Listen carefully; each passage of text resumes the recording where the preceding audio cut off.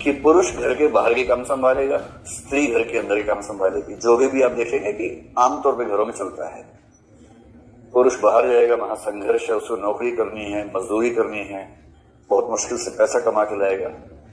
तो फिर ये अंडरस्टूड हुआ कि ठीक है, उसके बाद घर के अंदर की सारी जिम्मेदारियां महिला संभाल लेगी। ये डिवीजन ऑफ लेबर लगभग दुनिया के हर समाज में चलता है, ऐसा नहीं कि भारत की बात है, दुनिया के लगभग हर समाज में प्राचीन काल से चल रहा है। और उसकी एक बड़ी सामान्य वजह है, वो प्राकृतिक है। प्राकृतिक वजह यह है कि पुरुष को पिता बनने की प्रक्रिया में बहुत मेहनत नहीं करनी है, बहुत लंबे समय तक उसको लेटे नहीं रहना है, तबीयत खराब नहीं होनी है उसकी। लेकिन स्त्री को मां बनने की प्रक्रिया में कई महीनों का आराम चाहिए अगर स्वस्थ रहना है तो।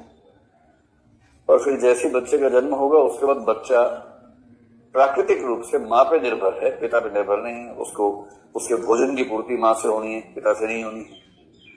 इसका मतलब ये हुआ कि बच्चे को जन्म देने की प्रक्रिया और बच्चे को पालने की प्रक्रिया में मां की भूमिका इतनी ज्यादा प्रकृति ने बना दी है कि अगर परिवार को आगे बढ़ाना है ठीक से तो मां को घर पे रहना ही होगा, एक लंबा समय देना ही होगा।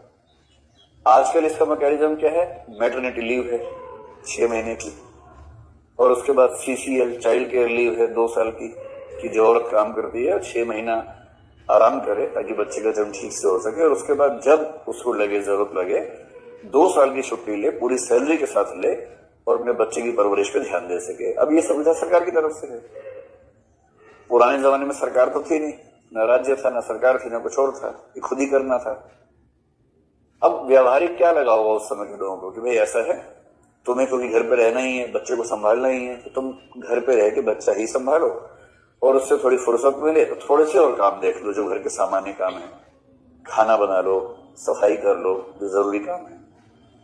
और मैं बाहर जाता हूं तो मैं बाहर से सारा काम, लकड़ी तोड़ के लानी है, मांस लेके आना है, जानवर मार के आना है, या फसल उगानी है, खेती करनी है, वो सारे काम मैं कर लूंगा। तो इसको बोलते हैं most traditional division of labour, जो दुनिया के हर इतिहास में हुआ, हर समाज के इतिहास में हुआ, जो बहुत अप्राकृतिक उस समय के हिसाब से नहीं था। अब पिछले 100 साल में दुनिया का इतिहास एक पैराडाइम शिफ्ट की तरफ बढ़ा। महिलाओं ने कहा कि हम बाहर भी काम करेंगे।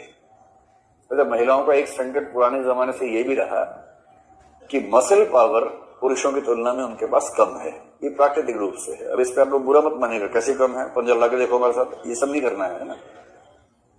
एक सामान्य वजन के पुरुष और स्त्री, बराबर वजन के पुरुष और स्त्री अगर युद्ध करेंगे तो मसल पावर में सामान्यतः पुरुष उनसे आगे रहेगा।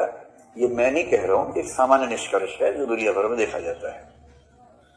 तो उसके बाद उस समय संकट ये भी रहता था क्योंकि राज्य था नहीं, पुलिस थी नहीं।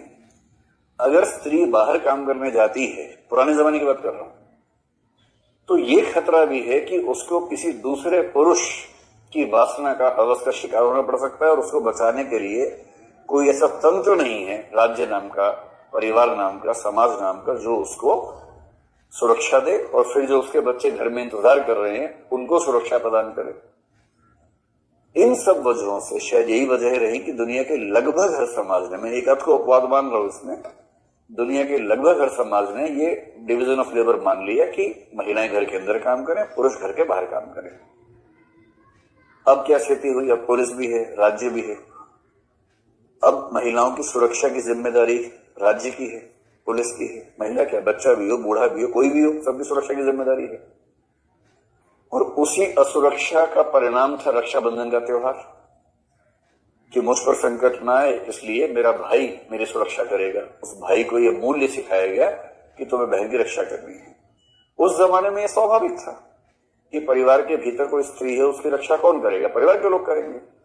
तो जब तक विवाह नहीं हुआ कौन करेगा, भाई करेगा, और विवाह के बाद आमतौर पर पति करेगा। ये कंसेप्ट चला उस समय।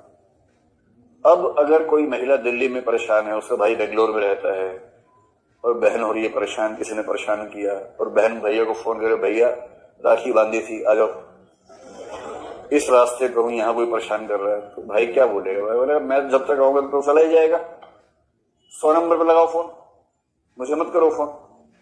तो फोन तो 100 नंबर पे लगाना है, राखी कितनी बांध लीजिए, फोन तो वहीं लगेगा। आएगी पुलिस ही, वही उसको दामाद बना के लेके जाएगी वहां पर बड़े घर में, 3-4 दिनों से सिकाई करेगी ठीक से, तब वो ठीक होगा, ऐसे तो होगा नहीं। तो आज के जमाने में नई स्थिति है।